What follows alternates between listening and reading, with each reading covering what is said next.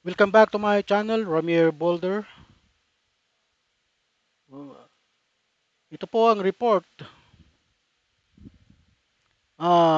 Dilima backs anti-Pugo law, calls for full enforcement nationwide. Ito na po.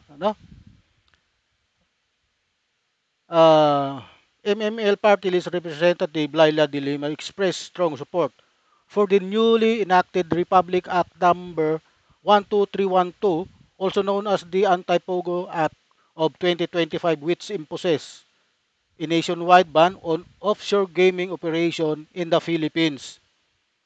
Ito na po yung anti-pogo law na nagkalat po ng kasi po ito yung mga pogo operators nung hindi pa po na giging batas ito, no. Nagkalat po sila ng krimen dito. Bagamat nakakatulong po ito, mayroong pong nakikinabang sa trabaho rito. Sa kabila po niyan, lumagana po ang krimen. Yun mga yun mga demonyong mga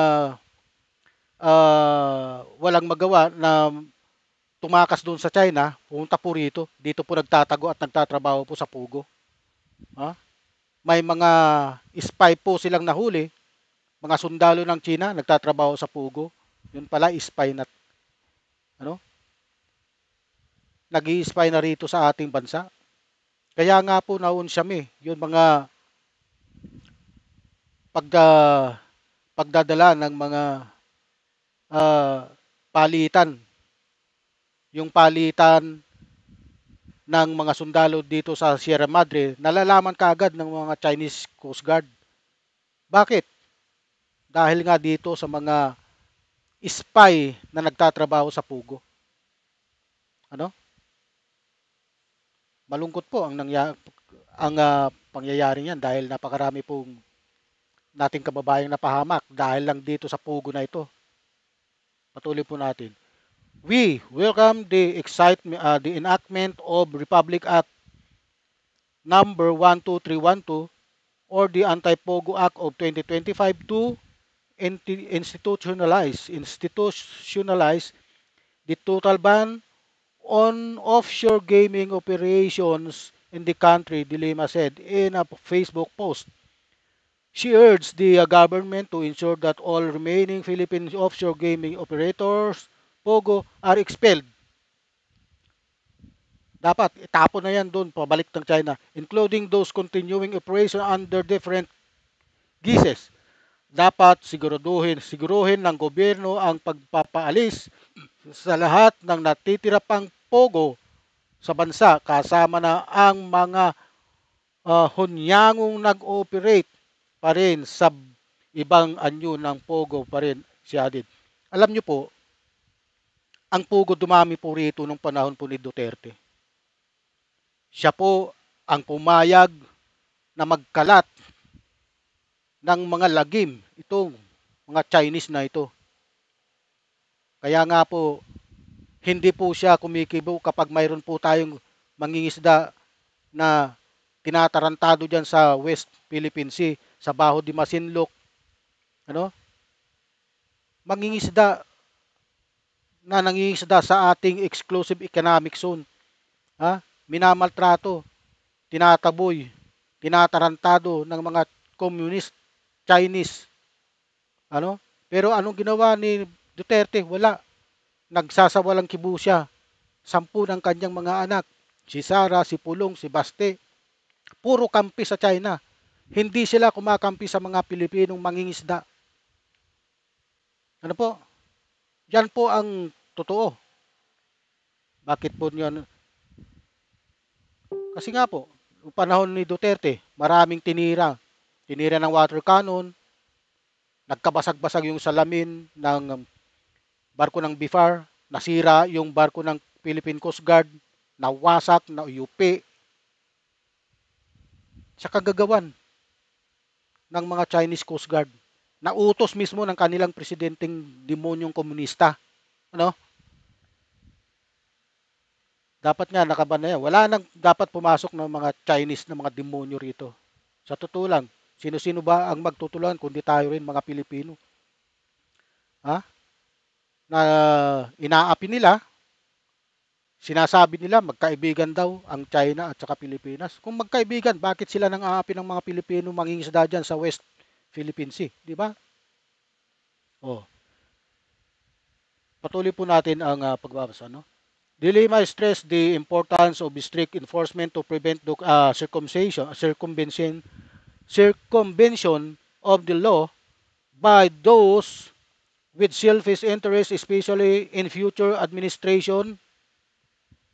She also reiterated her criticism of Pogos, citing crimes, corruption, and threats to national security. Ano po?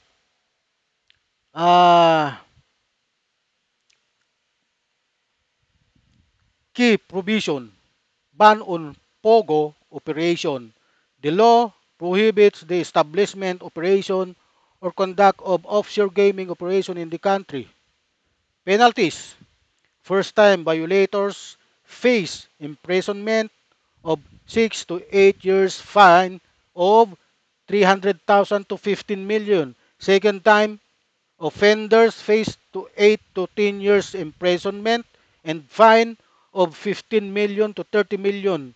Third-time offender face 10 to 12 years imprisonment and fines of 30 million to 50 million. Ang malaki po ang fine dito at ang pagkulong kapag nag-violate ka dito sa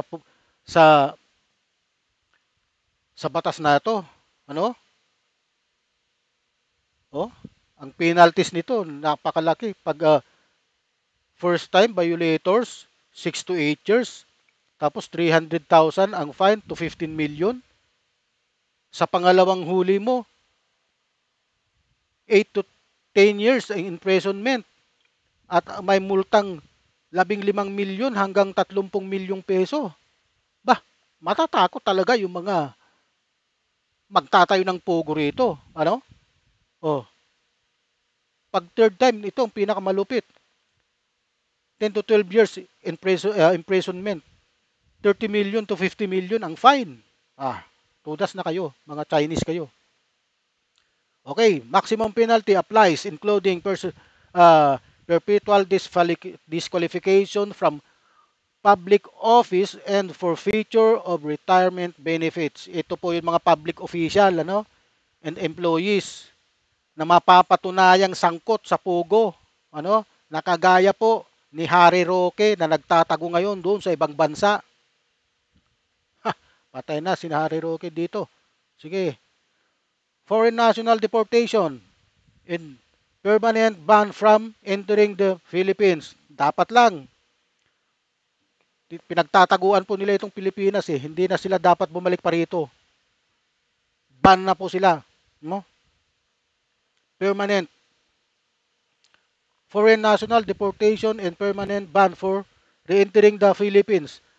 Administrative Oversight Committee created to oversee the law, implementation, and ensure compliance. The law enactment is seen as a significant step forward, a step toward correcting past mistakes and promoting the welfare and safety of the Filipino citizen. Okay, we have been a vocal critic of the existence of the POGOs. The Duterte administration sponsored Chinese creeping invasion that catered to the interests of Chinese criminals and pro-China government official. Isa na po dyan, ang mga Duterte. Sila po, pro-China. Ito pong nakalagay, and pro-China government official. Marami po dyan dito. Isa na po dyan, si BP Sara. She wrote, napakaraming perwisyo ang idinulot nitong mga pogo mula sa mga krimen, katiwalian, pang-aaboso at banta sa ating pambansang seguridad.